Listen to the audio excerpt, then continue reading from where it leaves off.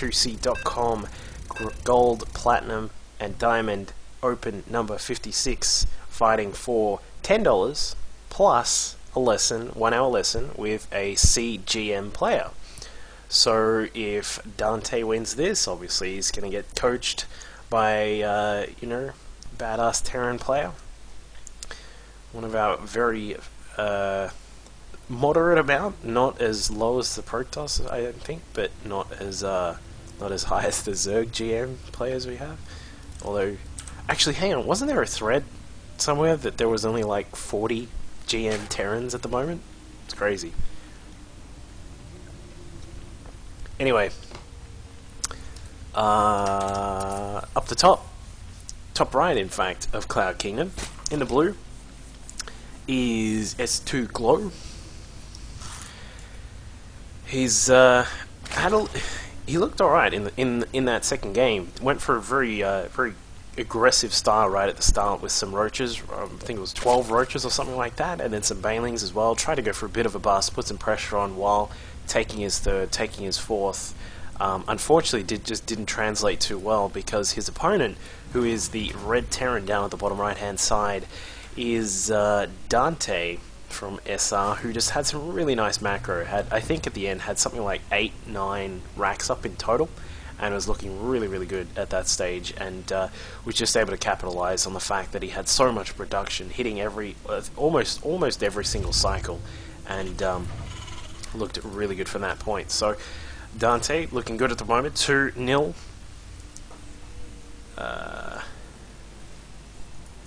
Fact of the tournament.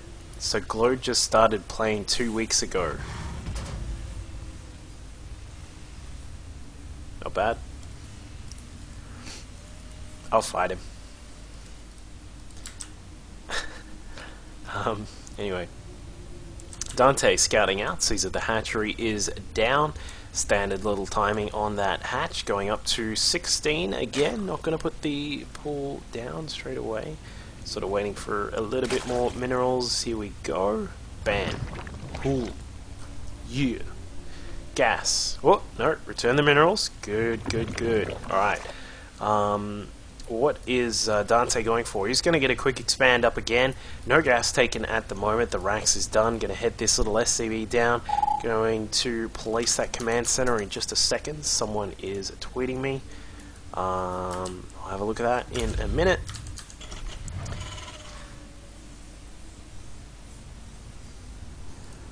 And yeah, so standard stuff again. Like, I think I've been saying it we've been saying it since the Crying Gun was playing. Well, since after the Crying Gun was playing, because he was doing that 10 pool stuff. But things have been generally pretty standard so far in this tournament. Haven't seen anything too crazy. Too crazy, that is. Down at the bottom side, Dante just trying to find any sort of Zerg units that he can. Unfortunately, his Marines don't have the ability to move their eyeballs up and see that there is an Overlord just hovering above the ridge here. Could perhaps lift the racks and maybe go and scout with that high ground stuff, but is not going to be able to do that because that's his only racks just at the moment, because he has taken gas 1 and 2. Meanwhile, for Glow, he's got 2 queens out, just finishing one down at the Nat. Got the first one up here at the main. Of course, he does have Ling speed on the way to make sure he can get some good Ling presence on the map, or perhaps go for something a little bit more aggressive. We'll see in a moment, but just for the moment, just for the current time, he is going to be droning up. Got 4 drones on the way. A 3rd queen also being constructed down at the natural, and yeah, we'll have to see if he's going to go for something aggressive again early on, or if he's just going to go for some basic stuff right at the start. Grab a quick 3rd if he could.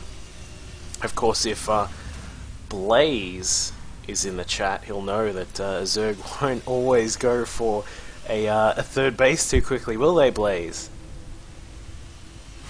I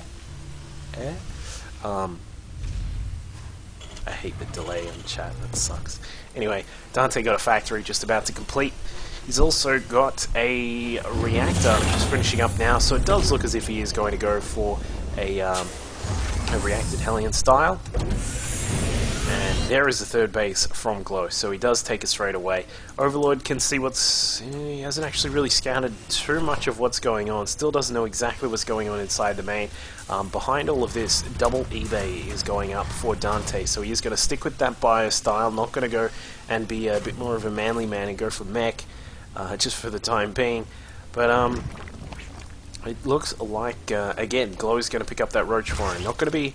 I don't think he's going to be aggressive with it. Of course, his third base has gone up a lot quicker than it did in the previous game, so unlikely that he's going to be aggressive with any roaches. Probably just a Hellion deterrent, as he may, you know, just assume that there are some Hellions out on the map. And in fact, he would have seen them by now, yeah. So he's seen them already, and here they go. So two Hellions going to just have a quick poke around the map, going to see that the... sorry, the third base is up. We're just about up. There it is. Hellions can sit there all day. They're never going to kill a hatchery. But a third and fourth hatchery come along, so that's going to... third and fourth Hellion come along. It's going to help out in burning up a bit of that hatchery. But Queen comes along. She's got some good range. She's got creep chimmers backing her up as well. And in fact, it looks like Dante killed a couple of the larvae there. That was actually really nice. It's always good to target those if you do get the spare APM, because that means your opponent has a lot less to work with. So it's pretty cool. 6 roaches on the way, a couple of drones also coming in from Glow. He does have gas 3 and 4 down here at the natural, so we may see him get a Spire. There it is, yeah, so he is going to get out the Spire tech. We got gas 5 and 6 also in construction. Spine Crawler going to go up as well. And drone, a very heavy drone round going up. 13 drones on the way, so he's going to go for the Mutatech. A couple of Queens just coming out, going to spread some creep tumors. And of course these few roaches, where are they? There were roaches somewhere. Alright, so there were... oh, they're there. Roaches are going to be around to just poke and keep anything at bay that the Terran tries to send at him. Meanwhile, though, for Dante, he's gotten up his third and fourth gas as well, and also has the armory just coming up, so he's gone for a lot of upgrades here. Perfect timing on that armory, just finishing as 1-1 completes. He's going to get that fast 2-2 as he did in the previous game. Loading up both of these medevacs, so it does look as if he's going to go for drops. I would not be surprised if we see a double-pronged drop, or maybe? No, he's going to take both of them, actually, just go... straight into the main... no, sorry, there you go, okay. So, he's just confusing me a bit there. So he's going to go for double drops. One of them is going to go into the natural. The other one looks as if it's going to go up towards the left-hand side and drop in on that third base and say hello. There are a couple of roaches here, a Queen and a Spine Crawler, but it looks like everything should be adequately defended. And I mean, Glow does have this nicely positioned Overlord here, which is going to be able to find that the drop is coming in. Meanwhile, just around the map, there's a lot of Overlord spread. Now, it's actually really interesting that you mentioned that he was obviously playing Brood War until now.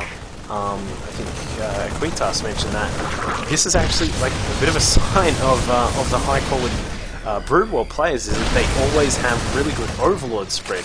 The unfortunate thing is, that's actually not the greatest thing sometimes in this particular matchup. As we can see, Marines and those sorts of things get around the map and hunt down the Overlords very quickly. Mutas now coming in, getting... I think did he lose any? I'm not actually sure, but he does shut down the drop. Meanwhile, at his third base, Marines and a Lone Marauder taking care of the roaches that were defending there. It looks as if a couple of drones are going to go down as well. Stim, and it looks like they'll move into the back here. The Marines, are they going to be able to deal with these mutas? They'll take out at least one of them. Gets one. Is he going to get two? No, he's not, but the rest of the attack has been foiled, and it looks as if a little bit of a Ling and Bane option is also available here for Glow. So he's looking nice, not too bad at the moment. He's sitting on a total of 58 drones. Would probably look to boost that up just a little bit more, would be nice for him. But he does have these mutas out of the map, giving him a nice amount of control over what's going on. And now, as we can see, a third base is floating across for Dante. So He's going to boost up that economy a bit. We'll probably see him whack down a couple of bunkers here. A couple of turrets would certainly not go astray, and then he'll be able to secure this base and be in a really nice position. But he's going to have some opposition to that. It looks as if some Lings have just decided to come say hello. A lot of Marines, and these Hellions are going to go and try and take care of this. It looks as if the Mutas are going to be able to deal with some of the Marines or not. The Banelings, beautiful splits there from Dante, getting himself in a really good position with all of those units and holding back that attack. And now it looks as if things are going to hit that macro mode that Dante was really doing quite nicely in the previous game. 5 racks inside the main, 2 with reactors, 3 with tech labs, plus 3 is also on the way for him. He's sitting at a total of 64 SCVs at the moment, so pretty nice indeed. Meanwhile, for his opponent, Glow picking up the 4th hatchery, also going to get a few more drones out very soon, and a hive is also morphing in as well, along with the pathogen glands upgrade for the infestors, and a couple of extra upgrades as well, plus 2 to melee and carapace for those ground units, that's what I was looking for, will really help out with this Mutiling Bane style that Glow looks to be going for. So yeah, and as pointed out, there's a lot of mules here at this expansion. There's that awesome bunker position. I love that. That's so ridiculous, but it's so cool.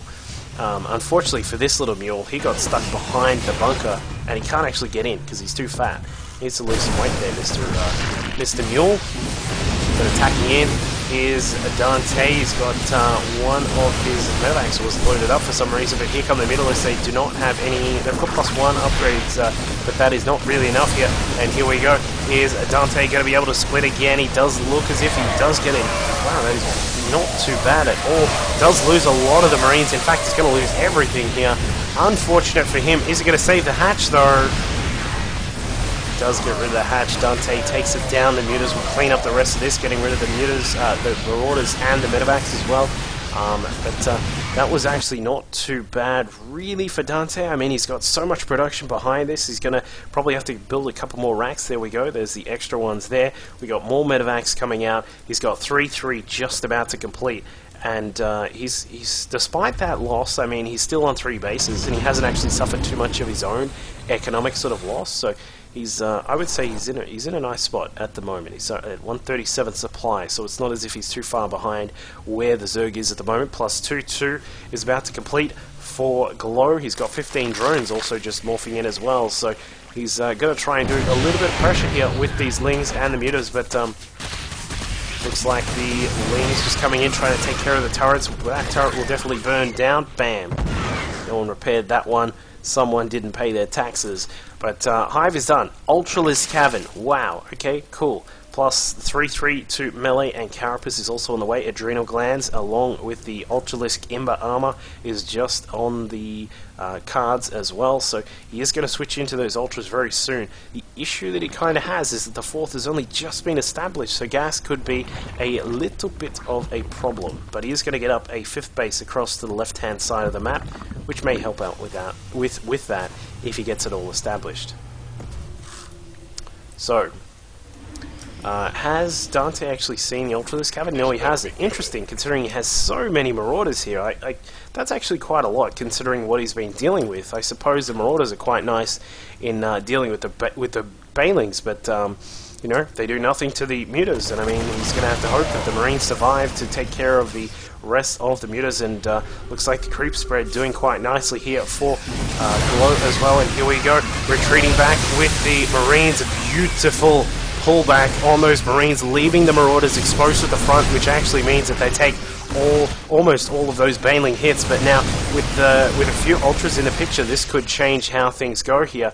And there's one at the moment, maybe a second about to pop out as well. There you go, 3 of them at the moment, so looking good. But with no fungal growth, things are going to be very interesting to see how he deals with all this. And here go the Banelings, they're just rolling past down the back, catching out a big group of those Marines. The Marauders getting caught out by the Mutalists as well. Ultras being downsized quite a lot. There was, I think there was something just at the back there from Glow. But anyway, Marines now pushing in. There are so many Lings that this is not going to make too much of a difference here. And the Marines all go down. Should be able to clean up quite a lot of these medevacs, which is going to be quite annoying for Dante, but behind all of this pressure, he's actually taken this 4th base. Going to get a planetary fortress up, can put a couple of put a couple of turrets up, and he should be okay to hold this base. And in fact, he's going to lose quite a lot of SCVs here. That is not good at all, I tell you what. But along come the reinforcements and the cavalry with 3-3. The Mutas now trying to come through. They're not going to do too much against 3-3 stimmed Marines going down, all of them. Not good at all, but Infestors on the way.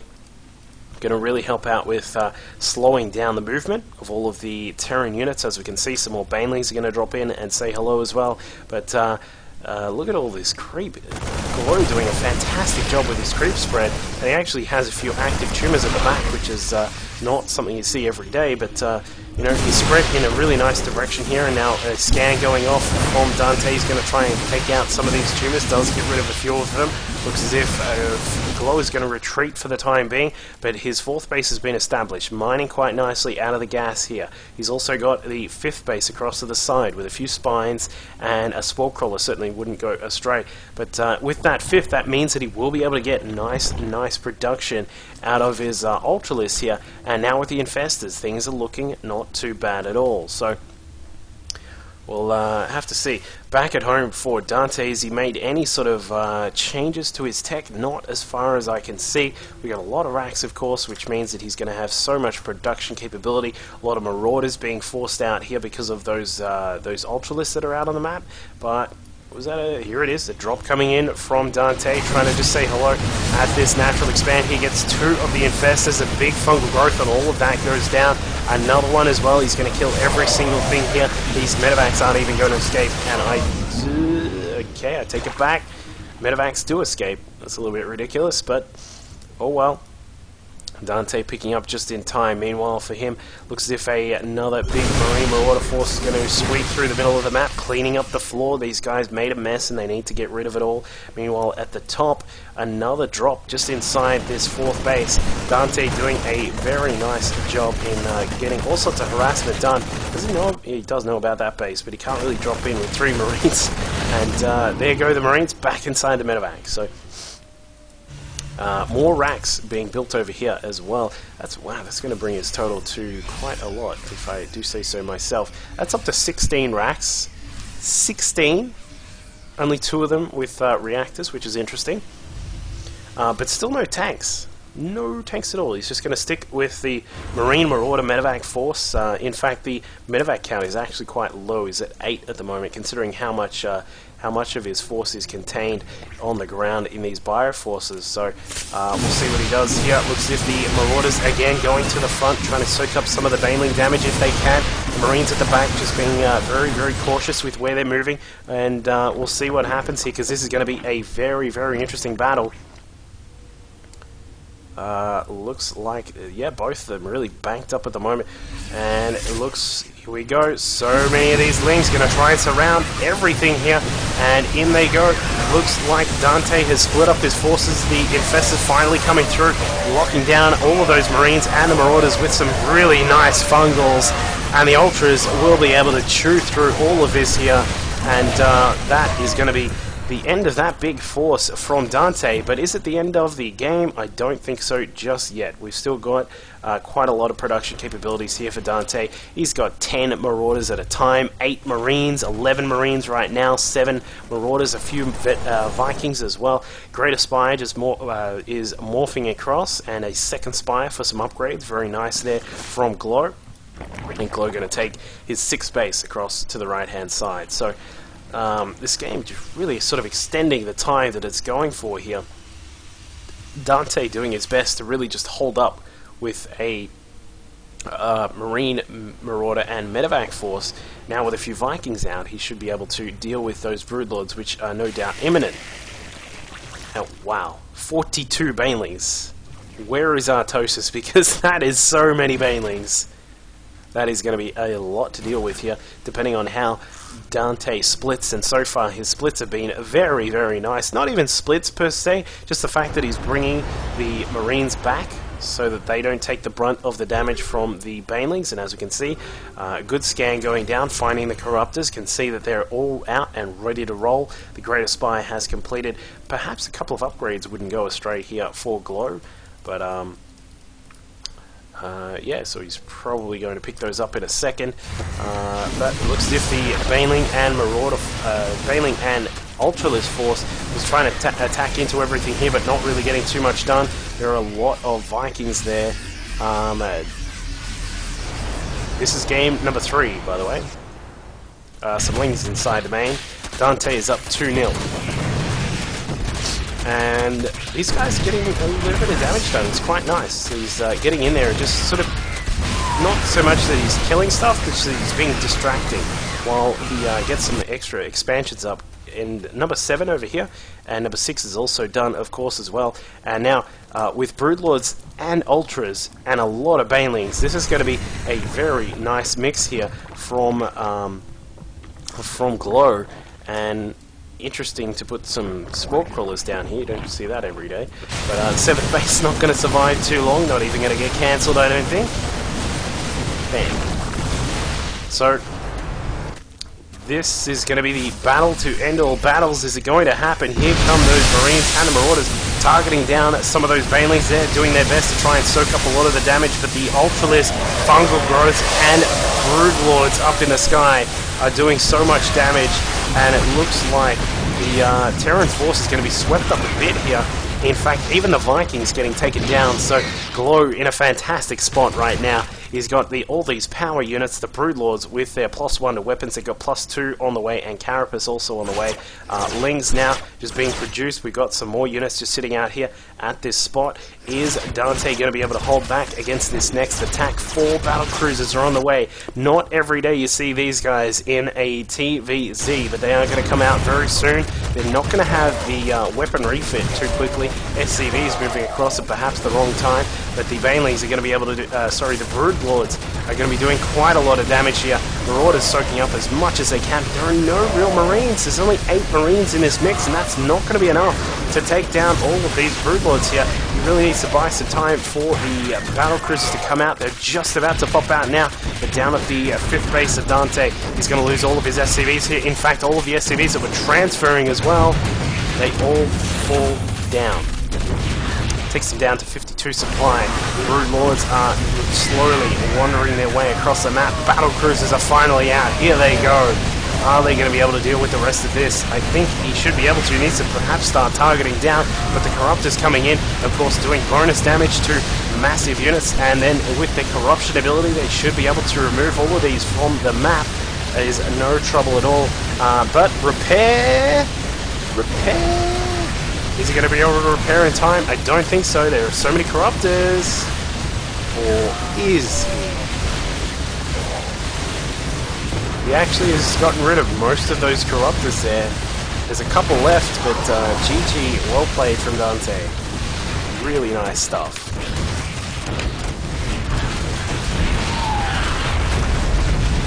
Nice stuff from Glow, obviously.